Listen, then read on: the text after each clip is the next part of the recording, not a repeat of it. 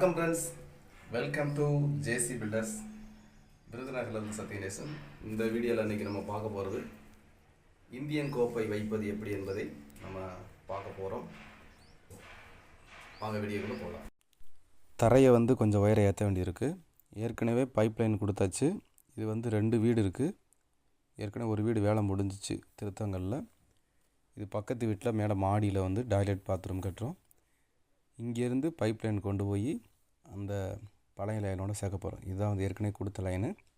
இப்போ அதோட சேர்த்து ஜாயின் பண்ண போகிறோம். ஜாயின் பண்ணிவிட்டு கோப்பையை தூக்கி வைக்க போகிறோம். முதல்ல ஆஸ் பண்ணிக்கும். இதுதான் முக்கியமானது. இது பார்த்திங்கன்னா பிவிசி பைப்புக்கும் வீட்ராப்புக்கும் ஜாயிண்டை நல்லா சிமெண்ட் பால் வச்சு காட்டன் தண்ணி வச்சு நல்லா சுற்றிக்கோங்க. உள்ளேயும் சிமெண்ட் பால் வச்சு நல்லா பேக் பண்ணிடுங்க.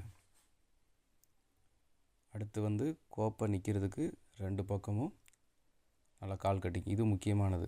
இந்த கோப்பைக்கும் வீட்ராப்புக்கும் நடுவில் இருக்கிற அந்த கேப்பையுமே சிமெண்ட் பால் வச்சு நல்லா பேக் பண்ணிடணும். இது மிக மிக முக்கியமானது. இல்லைன்னா லீக் ஆக ஆரம்பிச்சிடும்.